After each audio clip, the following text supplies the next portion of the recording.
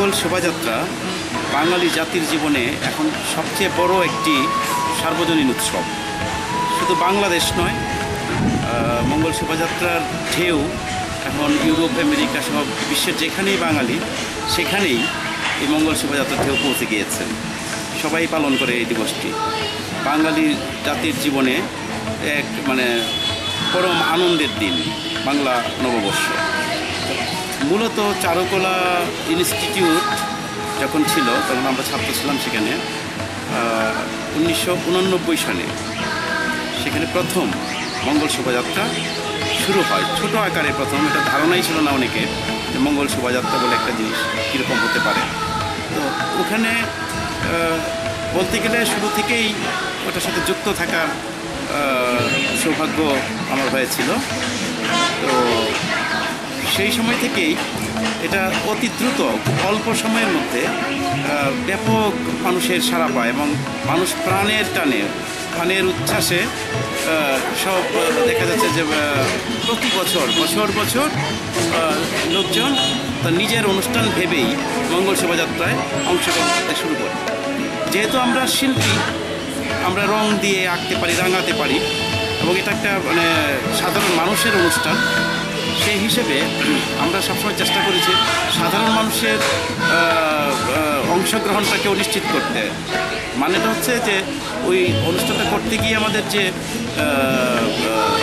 ব্যয় হয়, সে ব্যয়ের আমরা সংস্থান করি। আসলে আমরা কিছু স্মারক তৈরি করে শুরু থেকেই আমরা ওই স্মারকগুলো মানুষের কাছে দিই। তারা ওটার বিনিময়ে যে অর্থটা দেয়, সেই অর্থ দিয়ে আবার আমরা রং কিনে, বিভিন্ন সরঞ্জামাদি কিনে আমরা চেষ্টা করেছি যে ওই সামর্থ্যের মধ্যে আমরা এটা করা। এবং এটা এখনও পর্যন্ত কিন্তু ওইভাবেই, দু একবার ছন্দপতন ঘটেছে, তো এখন পর্যন্ত ওইভাবেই চলছে। যে মানুষের অনুষ্ঠান মানুষের অংশগ্রহণের মধ্য দিয়ে, মানুষের সহযোগিতায় আমরা সেটা করেছি। তো এটা করতে করতে আমরা আসলে একসময় দেখেছি যে ছায়ানটের প্রোগ্রাম তো সেই অনেক আগে থেকেই, আমাদের দেশ স্বাধীন হওয়ার অনেক আগে থেকেই সেটা চলে আসছিল। এরপরে নতুন মাত্রা যোগ হয় মঙ্গল শোভাযাত্রা। সেই শোভাযাত্রা চারুকলায় কয়েক বছর করার পর আমাদের মধ্যে একটা ভাবনা আসলে যে চারুকলায় তো আমরা কন্টিনিউ করছি, ওটা ঢাকার নাগরিক জীবনে একটা ব্যাপক সাড়া ফেলে। আমরা এটাকে আমরা দেশব্যাপী ছড়ানোর চেষ্টা করি, যে যাদের সুযোগ আছে সেই সুযোগের সদ্ব্যবহার আমরা করার চেষ্টা করেছি। যে আমরা যার এলাকায় গিয়ে যাদের সুযোগ আছে তারা সেখানে গিয়ে আমরা এটা আয়োজনটা করতে পারি। আর সবচেয়ে বড় ব্যাপার হচ্ছে যে মঙ্গল শোভাযাত্রাটা শুধু যে আনন্দের দিন বা শুধু যে যে উচ্ছ্বাসের প্রকাশের দিন, সেটা না। আমরা জিনিসটাকে চিন্তা করেছি একটু অন্যভাবে। সেটা হচ্ছে যে শিশু মনের যে বিকাশ, শিশুদের মনের যে জগৎটা, সেই জগৎটাকে রাঙিয়ে তোলা, শিশু মনের মধ্যে একটা রুচি তৈরি করা, সংস্কৃতির আমাদের ঐতিহ্য সম্পর্কে তাদের মধ্যে একটা ধারণা দেয়া, একটা পরিবেশ তৈরি করা, যে পরিবেশের মধ্য দিয়ে শিশু মনের বিকাশ ঘটবে। শিশুরা তার অতীত ঐতিহ্য সম্পর্কে জানবে, আমাদের লোকজ সংস্কৃতি সম্পর্কে জানবে, বাঙালি জাতিসত্তার যে মর্ম কথা সেগুলো বোঝার চেষ্টা করবে। সেই উদ্দেশ্যে কিন্তু আমি যখন নেত্রকোনায় আমার নিজের জেলায় চলে আসি, এখানে এসে প্রতি বৈশাখে আমি চলে আসি, এখানে এসে ওই সব শিশুদেরকে নিয়ে একটা কর্মশালার মতো করি। সেখানে ওই বিভিন্ন মুখোশ কীভাবে তৈরি করতে হয়, মুকুট কীভাবে তৈরি করতে হয়, বড় বড় আমাদের যে লোকজ মোটিভ যেগুলো আছে, সেই মোটিভগুলোকে আমরা চেষ্টা করেছি একটু বৃহৎ আকারে করে, দৃষ্টি আকর্ষণের একটা জায়গা তৈরি করার জন্যে। যা এবার যেমন আমরা করছি টমটম, আমরা নৌকা বাইচ, যেটা আমরা হয় নদীতে নৌকা বাইচ হয়, সেই নৌকা বাইচের একটা ছোট্ট একটা উপকরণ আমাদের থাকছে, একটা নৌকা, এবং সেখানে কিছু মাঝি তারা নৌকা বাইচ করছে রাস্তায়। সাধারণত নদীতে হয়, আমরা রাস্তায় করছি নৌকা বাইচ। তারপরে আমরা ময়ূর করছি, আমরা এর আগে হাতি করেছি, পাখি করেছি, কুমির করেছি। সময়ের দাবিতে আমরা অনেক সময় আন্দোলন সংগ্রামের অংশ হিসেবে আমরা মঙ্গল শোভাযাত্রায় নানান অশুভ শক্তিকে প্রতীকী রূপে প্রকাশেরও চেষ্টা করেছি। তো এইসব সামগ্রিক দিকটা বিবেচনা করে আমরা আসলে চিন্তা করেছি যে শিশু মনের বিকাশের ক্ষেত্রে আসলে এই বৈশাখের এই জায়গাটাকে একটা সমন্বয় করা, যে আমাদের সামাজিক পরিস্থিতিতে সমাজ এখন যে পর্যায়ে চলে যাচ্ছে, আসলে রুচির সংকট আমাদের সমাজে চলছে। অপসংস্কৃতির একটা বিরাট প্রভাব আমাদের সমাজে, যুব সমাজকে একদম স্কুল বয়সী বাচ্চাদের মনেও এখন অন্যরকম সংস্কৃতি কাজ করছে, যেটা কোনোভাবেই আমাদের কাছে কাম্য নয়। কিন্তু কাম্য নয় বলে আমরা বসে থাকলে তো চলবে না, আমাদেরকেই তো একটা পরিবেশ তৈরি করতে হবে, পরিবেশ দিতে হবে ওদেরকে। সেটাও একটা আমরা এক ধরনের লক্ষ্য নির্ধারণ করেছি যে ভবিষ্যৎ প্রজন্মকে তার নিজের সংস্কৃতি, ঐতিহ্য এবং রুচি সংস্কৃতির একটা পরিবেশ দিয়ে, সেই পরিবেশের মধ্য দিয়ে যদি আমরা তাদেরকে বড় করতে পারি, তাহলে অবশ্যই আমরা একটা ভবিষ্যতে একটা সুন্দর জাতি আমরা পাবো। সেই ক্ষেত্রে আমরা মিতালি সংঘ নেত্রকোনায় আমরা এই চেষ্টাটাই করছি যে ছোট্ট পরিসরে হলেও আমরা যদি অল্প কিছু শিশুকেও যদি সংস্কৃতিবান করে তুলতে পারি, রুচিবান করে তুলতে পারি, একটা পরিবেশের মধ্য দিয়ে বড় করতে পারি, সেটাই হবে আমাদের সবচেয়ে বড় অ্যাচিভমেন্ট, সবচেয়ে বড় অর্জন।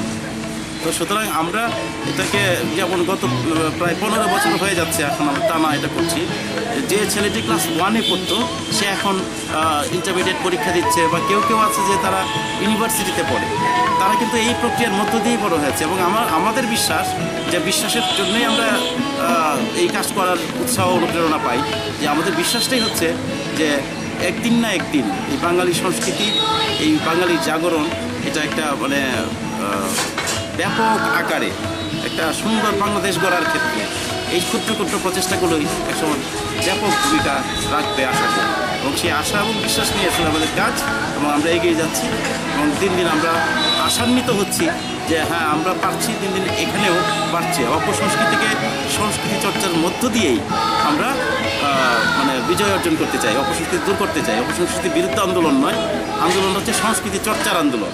আমরা যত পজিটিভ কর্মকাণ্ডগুলো আমরা করবো সমাজে, তত নেগেটিভ বিষয়গুলো কিন্তু এমনিতেই তখন বাদ পড়ে যাবে। তা আমাদের চর্চায় যেন আমরা সবসময় ওই সুন্দর এবং স্বতঃস্ফূর্ততা এবং রুচি সংস্কৃতির সাথে সম্পর্কিত এই বিষয়গুলোকে নিয়েই আমরা এগোতে চাই। আমরা বিশ্বাস করি আমাদের এই পথ চলা উত্তরোত্তর আমরা অনেক শিশু পাবো, এবং অনেক শিশুকে নিয়েই আমরা ভবিষ্যৎ প্রজন্মকে আমরা ভবিষ্যতের বাংলাদেশের সুনাগরিক হিসেবে গড়ে তোলার ক্ষেত্রে আমরা পরিবেশ দিতে পারব, এটাই আমাদের বিশ্বাস। লাভের হিসাবটা আমি প্রশ্নটার মধ্যে লাভটা আসলে কি বৈষয়িক লাভ নাকি পজিশনের পদ পদবীর লাভ নাকি, এটা আমি বুঝতেছি না। আমি লাভটাকে বুঝি এইভাবে যে আমার কন্ট্রিবিউশনটাই হচ্ছে আমার লাভ। অর্থাৎ আমার কন্ট্রিবিউশনটা হচ্ছে যে আমি যতটুকু এই বিষয়কে দিতে পারবো, আমার যতটুকু আছে ততটুকু যদি আমি দিতে পারি অন্যকে, সেটাই হচ্ছে আমার লাভ। আমার লাভের হিসাবটা হচ্ছে এইরকম যে আমাদের যে প্রচেষ্টা, এই মিতালি সংঘের যে প্রচেষ্টা বা চারুকলার যে প্রচেষ্টা বা এইরকম অজস্র প্রতিষ্ঠান সংগঠনের যে প্রচেষ্টা, এই প্রচেষ্টায় যদি আমরা কিছুটা সুস্থ সংস্কৃতি, সুস্থ সমাজ গঠনের ক্ষেত্রে যদি কিছুটা ভূমিকা আমরা রাখতে পারি, সেটা এর চেয়ে বড় লাভ তো আর কিছু হতে পারে না একজন মানুষের জীবনে, এর চেয়ে বড় তৃপ্তি তো আর কিছু হতে পারে না। এটা হচ্ছে খুবই একটা ইন্টারেস্টিং একটা বিষয় যে বাচ্চারা যখন এখানে কাজ করে, আমি দেখি যে আমরা কিন্তু ওই চারুকলায় পড়াশোনা করতে করতে অনেক কিছু শিখি। শেখার পরে যখন অনেকটা নাপিত ডাক্তারের অবস্থা হয়, রং তুলে নিয়ে তখন হিসাব করি যে এটা দিব, এটার পাশে ওটা দিব। তো বাচ্চারা যখন, আমি কিন্তু এটা বাচ্চাদের কাছ থেকে অনেক কিছু শিখি, কারণ ওরা এত সাহসী যে রং নিল, ওরা এত ভাবে না যে এটার পাশে আমি ওই রংটা দিব, এটার পাশে ওই রংটা দিব, ভাবছে না, কিন্তু তারা স্বতঃস্ফূর্তভাবে জিনিসটাকে করছে। অর্থাৎ উচ্ছ্বাসের যে স্বতঃস্ফূর্ত প্রকাশ, এই প্রকাশটা একটা শিশু মনে যতটুকু দিতে পারে, আমরা যারা তথাকথিত শিক্ষিত শিল্পী, তারা কিন্তু সেটা পারি না আমরা।